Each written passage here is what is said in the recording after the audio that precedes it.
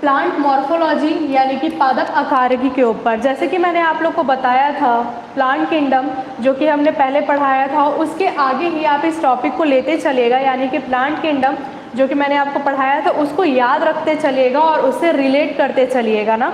तो जैसे कि नाम से ही पता चल रहा है पादप, हमने दो किंगडम के बारे में पढ़ा था, दो कोशिकाओं के बारे में भी पढ़ा था, पादप कोशिका और जंतु कोशिका, और प्लांट किंगडम और एनिमल किंगडम। तो जैसे कि मैंने आप लोग को बताया था पादप जगत के अंदर क्या आते हैं, प्लांट्स आते हैं यानी कि पौधे आते हैं। तो इसमें हम क्या पढ़ेंगे, पौधों की ही आकारिकी या फिर प्लांट्स की ही मॉर्फोलॉजी पढ़ेंगे। तो सबसे पहले प्लांट मॉर्फोलॉजी पे का मतलब होता क्या है, यानी कि प्लांट की मॉर्फोलॉजी हमें पढ़ना क्या है। तो प्लांट की मॉर्फोलॉजी या फिर पादप आकारिकी में जो पौधा है उसके हमें बाह्य संरचना या फिर बाहरी संरचना या फिर एक्सटर्नल स्ट्रक्चर के बारे में पढ़ना है। जैसे कि ये प्लांट है, प्लांट के अलग अलग पार्ट्स या फिर अलग अलग भाग कौन कौन से हैं, जड़ यानी कि रूट, स्टीम यानी कि तना, लीफ यानी कि पत्तियाँ, फ्रूट यानी कि फल, और फ्लावर यानी कि फूल। ये सब क्या है, एक पौधे की बाहरी संरचना है या फिर बाह्य संरचना है। तो हमें प्लांट मॉर्फोलॉजी या फिर पादप आकारिकी में इसके बारे में ही पढ़ना है। तो सबसे पहले देखते हैं जीवों को स्वरूप और उनके बाह्य आकार का अध्ययन करने वाली जीव विज्ञान की शाखा को आकारिकी कहते हैं। ये काफ़ी ज़्यादा डिफ़िकल्ट लग रहा होगा पढ़ने में, तो इसका सिंपल वे क्या है, जो जैसे कि मैंने आपको बताया, किसी जीव या फिर किसी पादप, यहाँ पे हम लोग पादप के बारे में पढ़ रहे हैं लेकिन आप एक जीव भी रिलेट कर सकते हैं, एक जीव की बाहरी संरचना या फिर एक जीव की, मान लीजिए ये एक जीव है तो इसकी बाहरी यानी कि जो बाहर से दिख रहा है उसकी उस संरचना या फिर उस स्ट्रक्चर के बारे में जब हम पढ़ेंगे बायोलॉजी की, या फिर ये बोला जाए बायोलॉजी की वह शाखा या फिर बायोलॉजी की वह ब्रांच, जीव विज्ञान की वह ब्रांच जिसके अंदर हम किसी जीव की बाहरी संरचना के बारे में पढ़ें, तो वही बाहरी संरचना क्या कहलाएगी या फिर आउटर स्ट्रक्चर कहलाएगी, क्या, मॉर्फोलॉजी। अर्थात जैसे कि यहाँ पे लिखा है, अर्थात जीवों की बाहरी आकार की अध्ययन को ही आकारिकी या फिर मॉर्फोलॉजी कहा जाता है, यानी कि एक्सटर्नल स्ट्रक्चर के बारे में स्टडी को ही मॉर्फोलॉजी कहेंगे। तो जैसे कि मैंने आपको बताया, इसमें हम प्लांट की क्या, आउटर स्ट्रक्चर या फिर बाहरी संरचना के बारे में पढ़ेंगे, जिसमें जड़, तना, पत्ती, फूल, फल यानी कि रूट, स्टीम, लीफ, फ्रूट और फ्लावर के बारे में पढ़ेंगे। तो आकारिकी का महत्व यानी कि इम्पॉर्टेंस ऑफ मॉर्फोलॉजी, मॉर्फोलॉजी की इम्पॉर्टेंस क्या है या मॉर्फोलॉजी की ज़रूरत किस लिए पड़ी। तो आकारिकी का ज्ञान जीवों की पहचान यानी कि आइडेंटिफिकेशन के लिए आवश्यक है। यानी कि जीव मतलब कि यहाँ पे क्या, पादप है यानी कि पौधे हैं। तो हम जैसे कि जानते हैं हमारे आसपास बहुत सारे पौधे पाए जाते हैं, उनकी पहचान हम कैसे करते हैं, किसी पौधे की पत्ती, किसी पौधे के फल, यानी कि जैसे कि एप्पल ले लीजिए यानी कि सेब, हम किसी पौधे में, किसी पेड़ में देखेंगे सेब लगा हुआ है तो हम पहचान लेंगे तुरंत कि क्या का पौधा है ये, एप्पल का यानी कि सेब का ये प्लांट है। वैसे ही यहाँ पे बोला गया है आकारिकी क्या, आइडेंटिफिकेशन के लिए आवश्यक है। आकारिकी के ज्ञान से जीवों के वर्गीकरण यानी कि क्लासिफिकेशन ऑफ ऑर्गेनिज्म के लिए आधार प्राप्त होते हैं। देखिए मैंने बताया था अलग अलग ऑर्गेनिजम्स को अलग अलग किस्में, संघों के अंदर, अलग अलग फाइलम के अंदर रखा गया, उनका क्लासिफिकेशन किया गया। तो उनके क्लासिफिकेशन किस बेस पे हुआ, जो पौधे एक तरीके से दिखते थे या फिर जिन पौधों के लक्षण या सिम्टम्स, जिन प्लांट्स के सिम्टम्स या फिर जो आउटर मॉर्फोलॉजी थी या फिर आउटर स्ट्रक्चर थी वो सेम थी, उन्हें एक में रखा गया।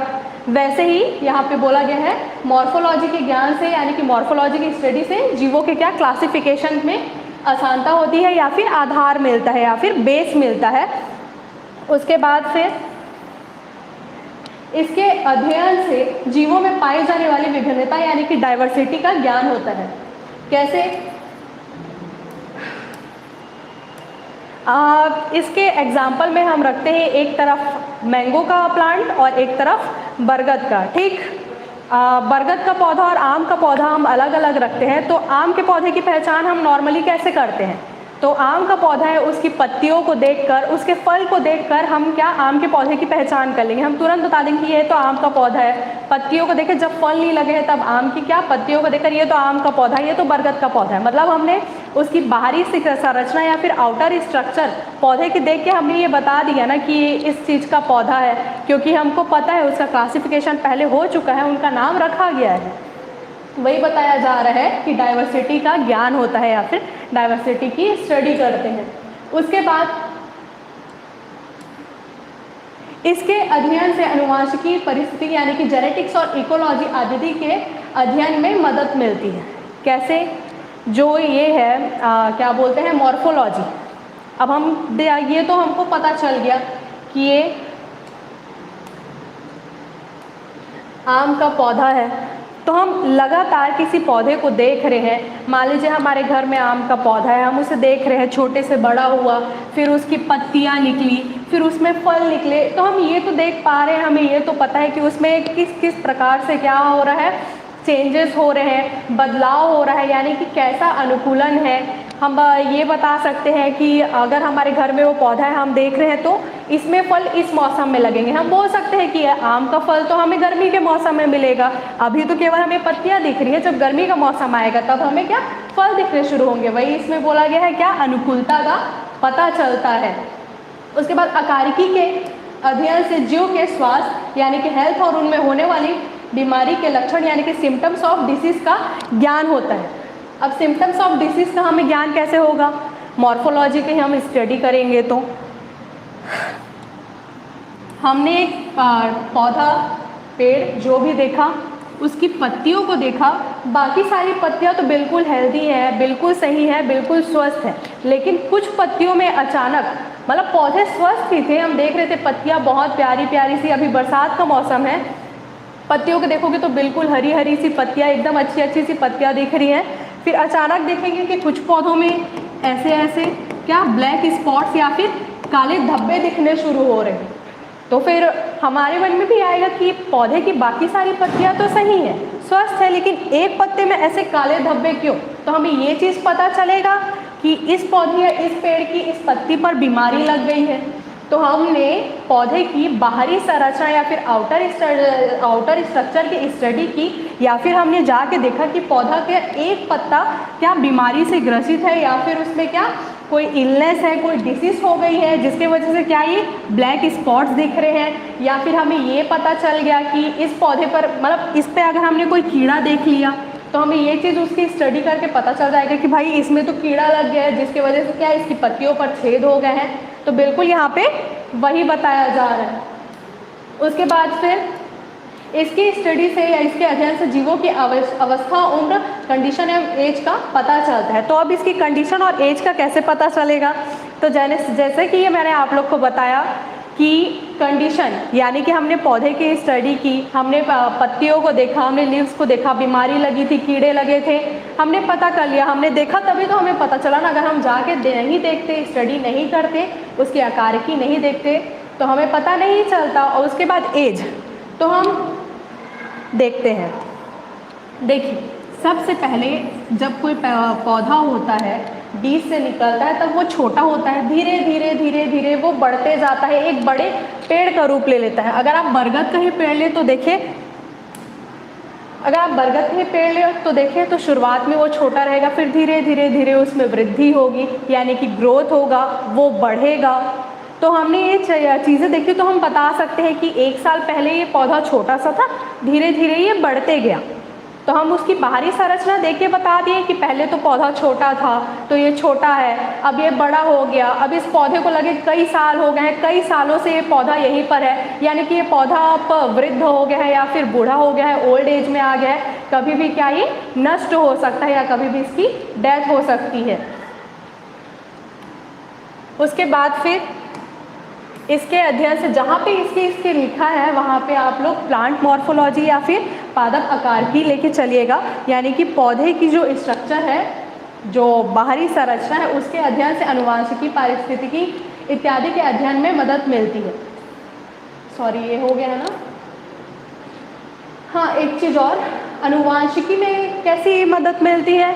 आनुवंशिकी यानी कि आनुवंशिक रूप से बराबर। जैसे कि सेब ही अलग अलग प्रकार के आते हैं, आम ही अलग अलग प्रकार के होते हैं। जैसे कि आप कहीं पे बोला गया मतलब ये दूसरे तरफ का सेब है, ये सेब में कुछ खासियत है इसलिए ये महंगा है, तो अलग अलग उसके प्रकार है ना, आनुवांशिक रूप से उनका पौधा अलग अलग है, इसलिए फल भी अलग अलग प्रकार के हुए हैं। तो वैसे हम फलों को देखकर या फिर पौधों को देखकर या फिर पता करके उनकी बाहरी संरचना को देख के ये भी बता सकते हैं कि ये वाला फल मतलब ये भी तो सेब का ही फल है लेकिन ये आकार में छोटा है, लेकिन ये भी सेब का फल है, ये आकार में बड़ा है, ये ज़्यादा सही है, ये ज़्यादा लाल है, ये लेकिन हरे हैं। बिल्कुल वही आनुवांशिकी का अध्ययन। उसके बाद फिर इसके अध्ययन से जीवों में पाए जाने वाले अनुकूलन का ज्ञान होता है। इसके अध्ययन से ही जीव संकरण या फिर पादप संकरण यानी कि ऑर्गेनिज्म हाइब्रिडाइजेशन या प्लांट हाइब्रिडाइजेशन के परिणामों का पता चलता है या फिर रिजल्ट्स का पता चलता है। तो कैसे, आप लोग जानते हैं आजकल हाइब्रिड फल आते हैं, यानी कि फल जैसे कि कोई मान लीजिए बेर का फल है, बेर के फल के साथ मिला दिया गया सेब यानी कि एप्पल, दोनों का हाइब्रिड कराया गया यानी कि क्रॉस कराया गया। जैसे कि बेर का पेड़ है, उसे क्या काट दिया गया ऐसे और फिर उसमें कौन सा पौधा लगा दिया गया, सेब का। तो उसमें जो क्या फल हुए वो कैसे हुए, आकार तो सेब के थे लेकिन स्वाद उसमें सेब और किसका, बेर का, दोनों का है, तो वो हाइब्रिडाइजेशन हुआ। तो कैसे, हम उसका भी पता लगा सकते हैं, किससे, बाह्य आकारिकी का पता करके। उसके बाद इसके अध्ययन से ही जीव की प्रकृति एक मिनट, इसके अध्ययन से ही जीव की प्रकृति यानी कि nature of the living being का ज्ञान होता है। तो इसकी स्टडी से नेचर ऑफ लिविंग बीइंग का कैसे ज्ञान होगा। अब हम फिर से लेते हैं क्या, आम का पौधा। अब हम उसको देख के ये बता सकते हैं कि इस पौधे का नेचर है या फिर इस पौधे की प्रकृति है कि ये पौधा फल देगा।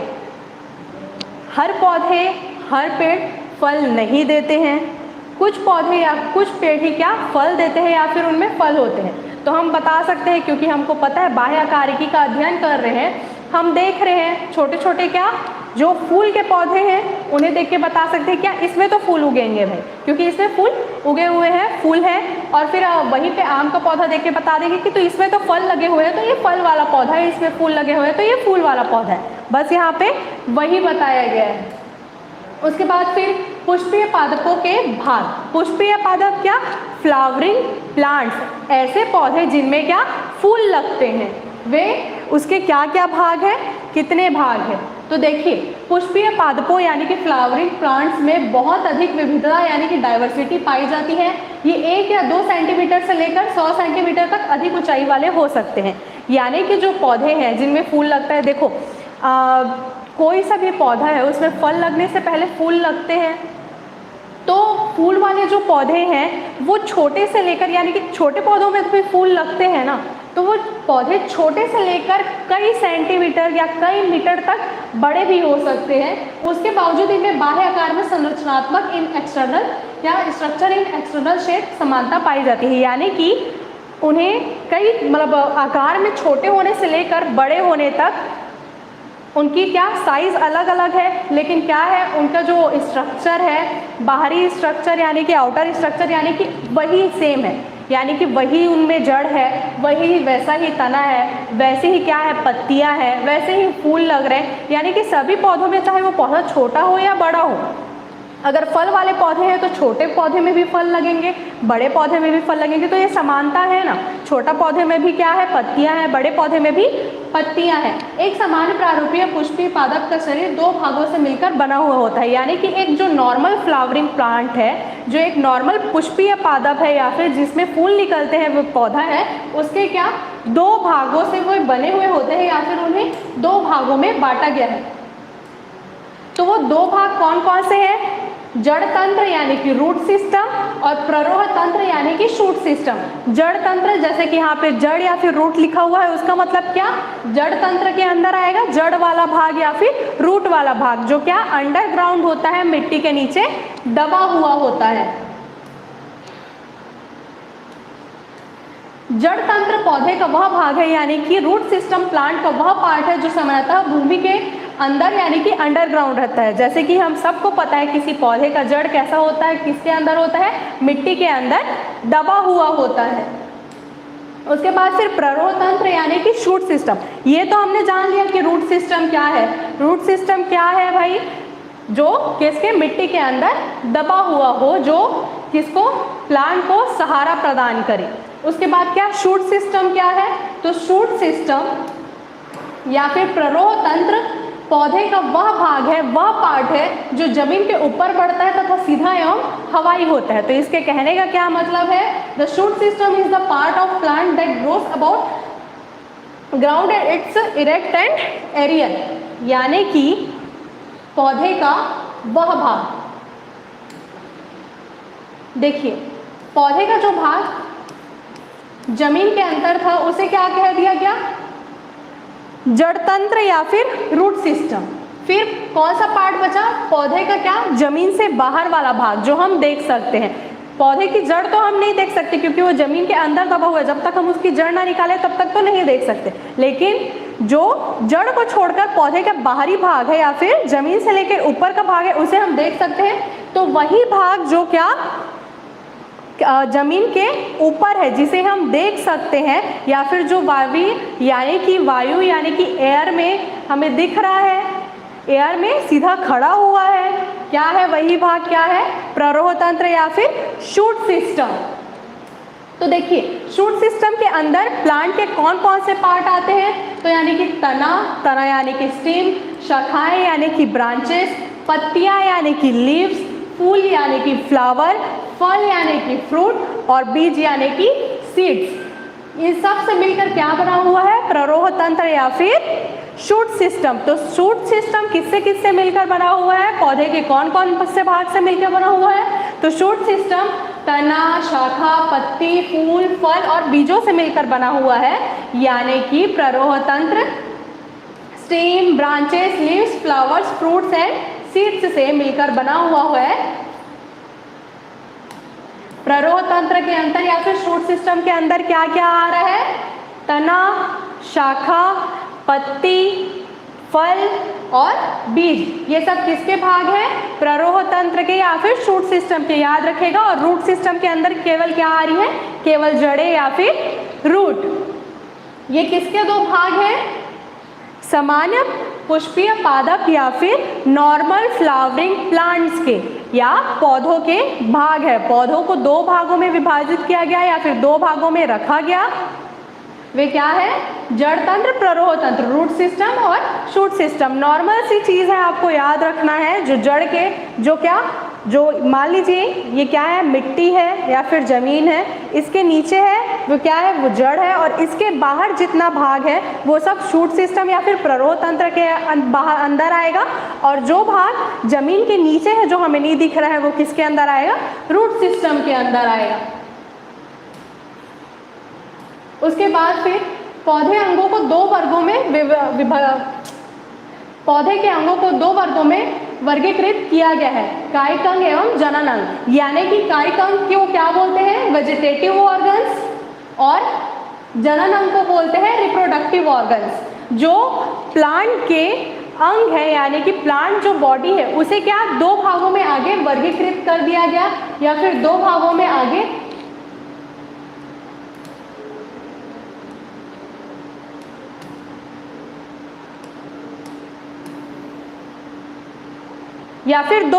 आगे बांट दिया गया। वे दो भाग कौन कौन से थे, कायिक अंग और जनन अंग, यानी कि वेजिटेटिव ऑर्गन्स और रिप्रोडक्टिव ऑर्गन्स। तो जैसे कि नाम से पता चल रहा है, रिप्रोडक्टिव ऑर्गन्स यानी कि पौधे के वे अंग जो क्या पौधे को विभाजित होने में या फिर पौधे को एक पौधे से दूसरा पौधा बनाने में मदद करने में जो अंग पौधे को अपने एक पौधे से कि मान लीजिए ये मदर प्लांट है यानी कि माता पौधा है, इससे क्या एक डॉटर प्लांट यानी कि एक पुत्री पौधा या फिर पुत्र पौधा बनाए, वो क्या रिप्रोडक्टिव ऑर्गन, या जिन अंगों की मदद से पौधा क्या विभाजित हो या फिर जनन करे या फिर रिप्रोडक्शन करे, वे क्या है, पौधे के रिप्रोडक्टिव ऑर्गन्स हैं।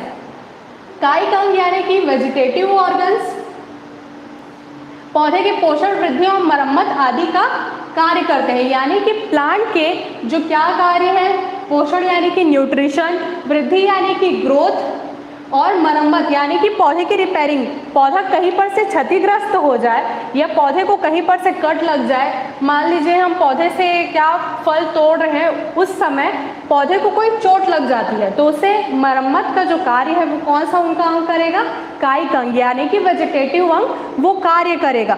पौधे का जो खाने पीने का ख्याल है, पौधे जो वृद्धि हो रही है यानी कि छोटे से बड़े हो रहे हैं, पौधे को अगर पोषण मिलेगा, सही मात्रा में सनलाइट मिलेगा, एक अंग से दूसरे अंग में जाएगा, तभी तो पौधा सही से वृद्धि करेगा ना, तो उसका ख्याल रखेगा कायिक अंग यानी कि वेजिटेटिव अंग। जड़, तना, पत्ती पौधे के कायिक अंग या फिर वर्धी अंग या फिर वेजिटेटिव ऑर्गन्स हैं। तो कायिक अंग यानी कि वेजिटेटिव ऑर्गन्स में कौन कौन से आ रहे हैं, तो देखिए रूट, स्टेम और क्या, लीव्स। ये क्या है, जड़, तना और पत्ती क्या अंग है, पौधे के कायिक अंग हैं। जबकि पुष्प, फल और बीज जनन अंग है।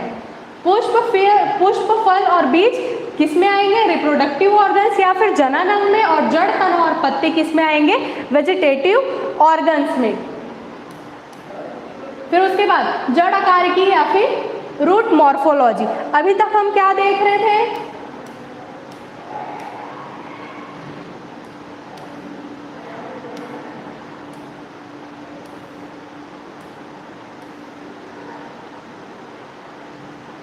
अभी तक हम देख रहे थे इंपॉर्टेंस ऑफ मॉर्फोलॉजी यानी कि मॉर्फोलॉजी की क्या महत्व। उसके बाद क्या, पुष्पीय पादपों के भाग यानी कि प्लांट के जो अलग अलग पार्ट्स हैं वे देख रहे थे कि कौन से पार्ट से मिलकर क्या बना, किस पार्ट का क्या काम है, कौन सा वेजिटेटिव पार्ट है, कौन सा रिप्रोडक्टिव पार्ट है। इसके बाद अब हम इन्हें अलग अलग पढ़ेंगे, यानी कि जो जड़ की मॉर्फोलॉजी है, जो रूट की मॉर्फोलॉजी है, जो जड़ की आकारिकी है उसको अलग पढ़ेंगे, पत्ती की जो आकारिकी है उसे अलग पढ़ेंगे, जो वो है फल उनकी जो मॉर्फोलॉजी है उसे अलग पढ़ेंगे। अब इन्हें अलग अलग स्टडी करते हैं। तो सबसे पहले क्या, जड़ आकारिकी या फिर रूट मॉर्फोलॉजी। तो रूट मॉर्फोलॉजी क्या है, रूट क्या है, वो भाग जो क्या मिट्टी के नीचे दबा हुआ है या फिर मिट्टी के नीचे है। जड़ वाला भाग किस में आएगा, जड़ आकारिकी में हम किसके बारे में स्टडी करेंगे, किसके बारे में पढ़ेंगे, तो जड़ के बारे में या फिर रूट के बारे में। इसमें लिखा हुआ है भूमि की ओर वृद्धि करता है, जड़ कहलाता है। हमें पता है कि जड़ क्या जमीन के नीचे रहता है और जमीन के नीचे ही वृद्धि करता है। इसकी सहायता से पौधा जमीन से जल, लवण यानी कि न्यूट्रिशन या फिर नमक या फिर सॉल्ट, खनिज यानी कि मिनरल्स को अवशोषित या फिर एब्जॉर्ब करता है। जो पौधा होता है, देखिए हम पानी किस में देते हैं, मिट्टी में देते हैं। पानी किस में जाती है, मिट्टी में जाती है। पौधा डायरेक्टली उसको ग्रहण नहीं कर सकता है, डायरेक्ट उसको एब्जॉर्ब नहीं करता है। उसको एब्जॉर्ब करने का काम कौन करेगा, रूट करेगा यानी कि जड़ करेगा, जो कि क्या जमीन के अंदर है। आकार तथा उत्पत्ति के आधार पर basis of size and origin जड़ें दो प्रकार की होती है। किसके किसके आधार पर जड़ को वर्गीकृत किया गया, अलग अलग भागों में बांटा गया।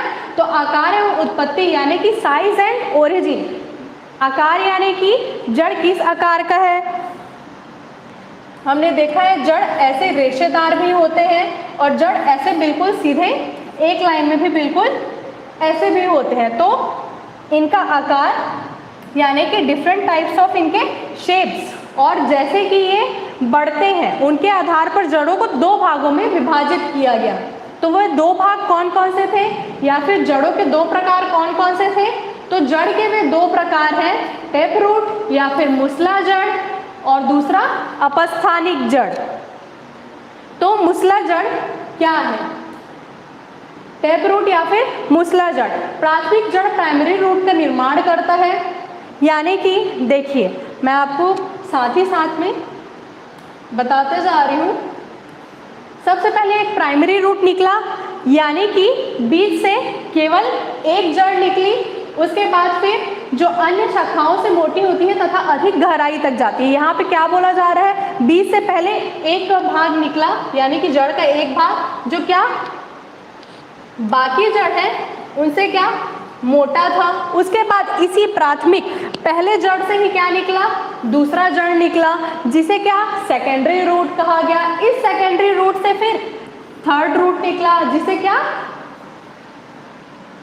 तृतीयक जड़ कहा गया। ठीक, इस प्रकार 3 जड़ बने। तो सबसे पहला जो जड़ निकला वो कैसा था, मोटा था। उसके बाद उससे दूसरी जड़ निकली, उसके बाद उससे तीसरी रूट या फिर तीसरी जड़ निकली। इस प्रकार बनी प्राथमिक जड़ तथा इसकी शाखाओं को मुसला जड़ तंत्र या फिर टेप रूट सिस्टम कहते हैं। यानी कि जो ये मोटी सी पहली जड़ निकली, फिर उससे दूसरी और फिर तीसरी, ये तीनों मिलकर क्या बनाए, जड़ तंत्र या फिर रूट सिस्टम बनाए।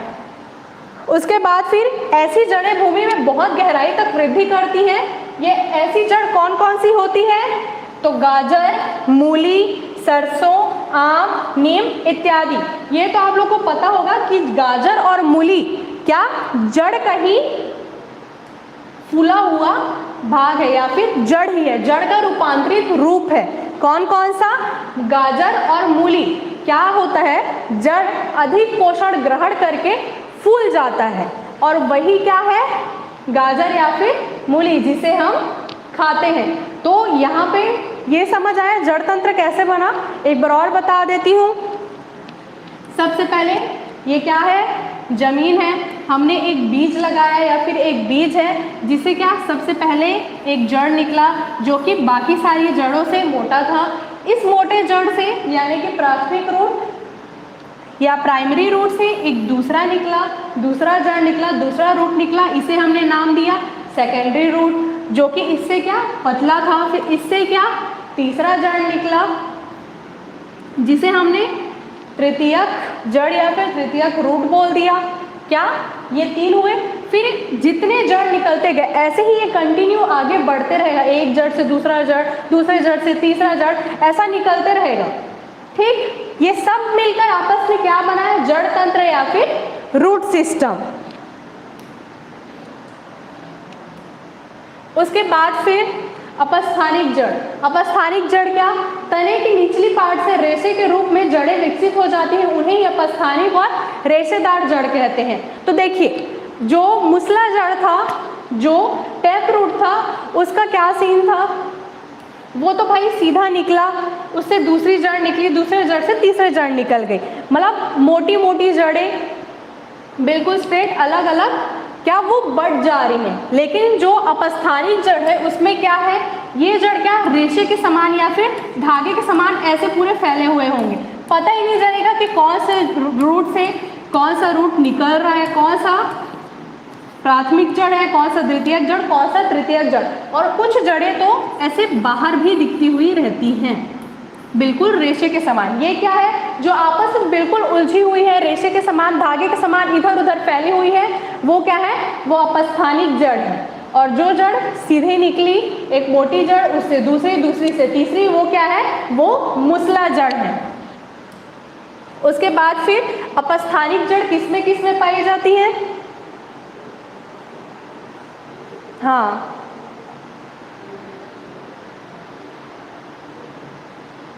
इसे क्या फिम्ब्रियस रूट भी कहते हैं ना। अपस्थानिक जड़ को याद रखिएगा, इसका एक और नाम फिम्ब्रियस रूट भी है। क्यों, क्योंकि ये रेशेदार या फिर धागे के समान बिखरी हुई रहती है इसकी जड़ें, इसलिए।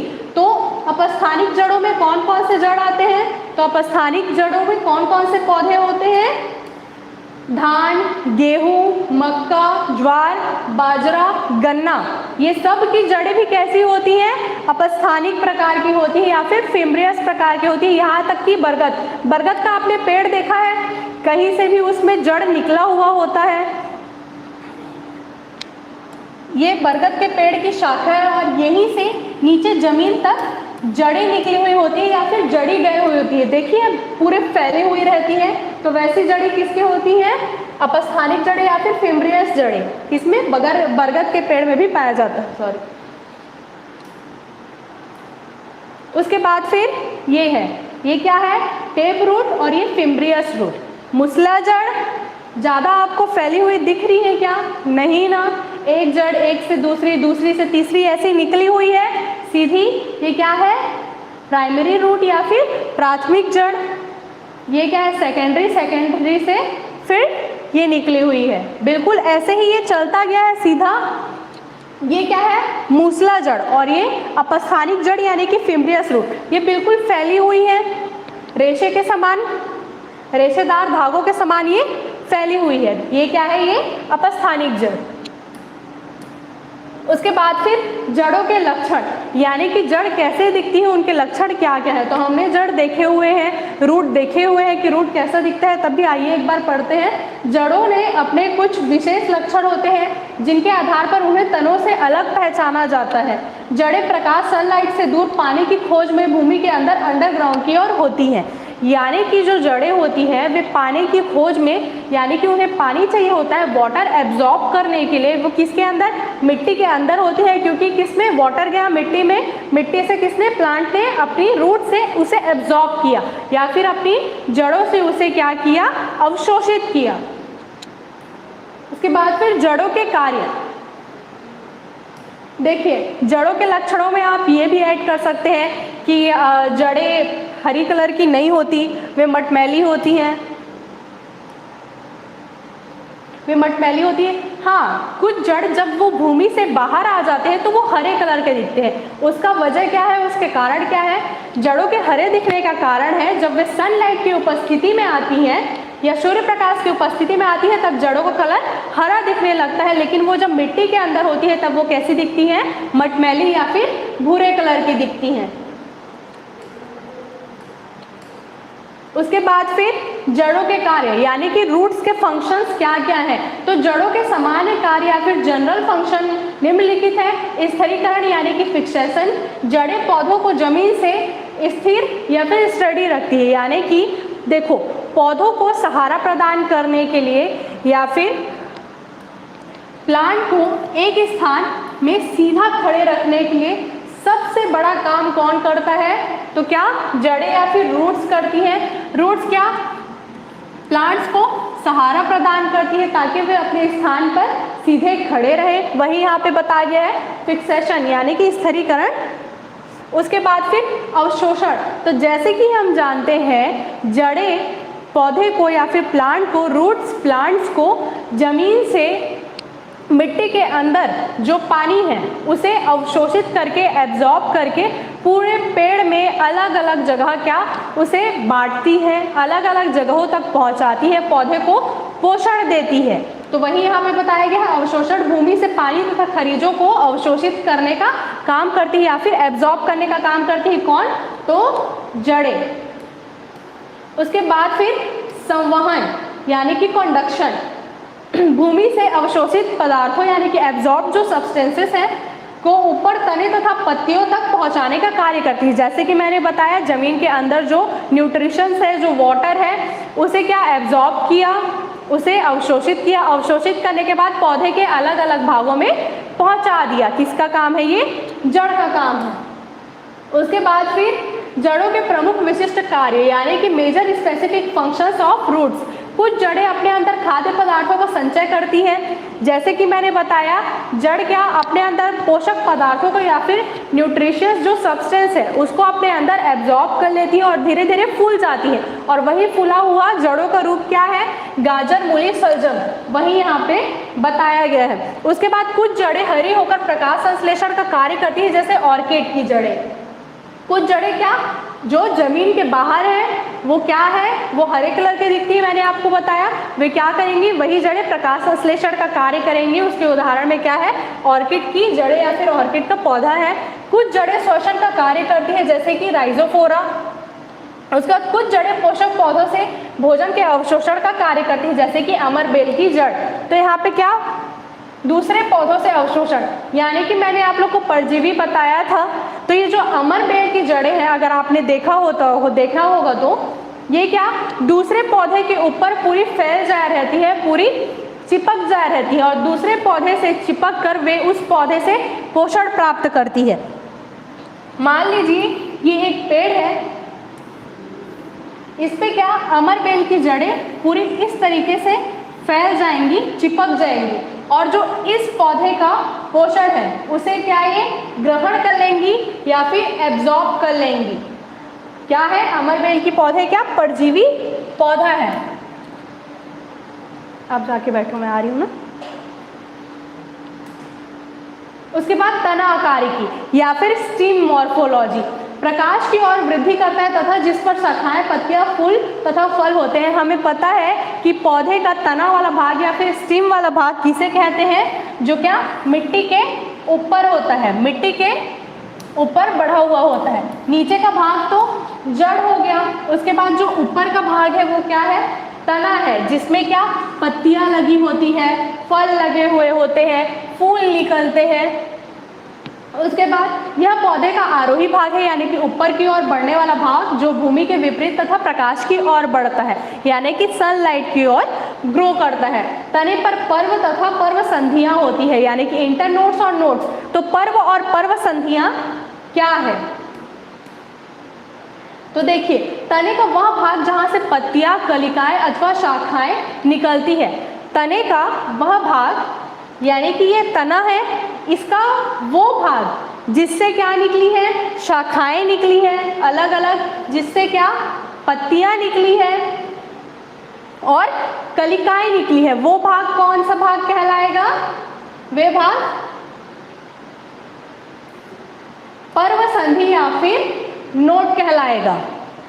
पर्व संधि या फिर नोड्स किसे कहते हैं, तो पौधे का वह भाग जहां से क्या पौधे या फिर तने का वह भाग जिससे शाखाएं निकली है, जिस पर पत्तियां लगी हैं या फिर जिस पे क्या फूल लगे हुए होते हैं, जिससे कलिकाएं निकली हुई होती हैं, वो भाग कहलाएगा पर्व संधि। और पर्व यानी कि इंटरनोड कौन सा भाग कहलाएगा, जो पर्व संधियों के बीच होगा। यानी कि देखिए ये पौधा है, पौधे से जिस जगह से ब्रांच निकली, जहां से लीव्स निकली यानी कि पत्तियां निकली, वो वाला भाग तो नोड या फिर पर्व संधि हो गया। तो ये जो पर्व संधि के बीच वाला भाग है, पर्व संधियों के बीच अलग अलग ब्रांचेस निकली हुई है, तो ये पर्व संधियों के जो बीच भाग आएगा उसे क्या कहेंगे, पर्व कहेंगे या फिर पर्ण कहेंगे या फिर इंटरनोड कहेंगे। उसके बाद फिर तने के कार्य, तो तने के कार्य क्या क्या है, देखिए जड़ ने तो भोजन में जल अवशोषित कर लिया, जो न्यूट्रिशियस सब्सटेंस थे, जो पोषक पदार्थ है उसे तो अवशोषित कर लिया जड़ ने। उसके बाद जड़ क्या, जड़ उसको तने में देगा, जड़ बोलेगा भाई तू रख ले और तू इसको सबको बांट।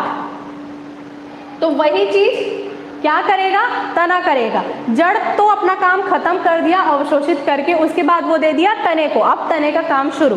तो तना क्या करेगा, स्टीम क्या करेगा, पौधे के जो अलग अलग भाग है, प्लांट के जो अलग अलग पार्ट्स हैं, उसमें क्या वो सबको पहुंचाने का कार्य करेगा, सारे पदार्थों को तने के ऊपर। जैसे कि हमें पता है शाखाएं, पत्तियां, पुष्प तथा फल लगे हुए होते हैं। तना इन्हें इस प्रकार साथे रखता है कि इन्हें प्रकाश यानी कि सनलाइट मिल सके, यानी कि जो तना है वो पत्तियों को, फलों को, जो पौधे हैं जो क्या जमीन से बाहर हैं, उन सब को तना इस प्रकार संभाल के रखता है अपने पास, जिससे उन्हें कुछ की कमी ना हो। कुछ की कमी मतलब यहाँ पे ये कुछ क्या है, सनलाइट या फिर प्रकाश है, जिससे उनकी प्रकाश की कमी ना हो। इस प्रकार तना क्या अपने परिवार के बाकी सदस्यों को थाम के रखे रहता है, यानी कि पौधे के अलग अलग भागों को थाम कर या फिर संभाल कर रखा हुआ रहता है।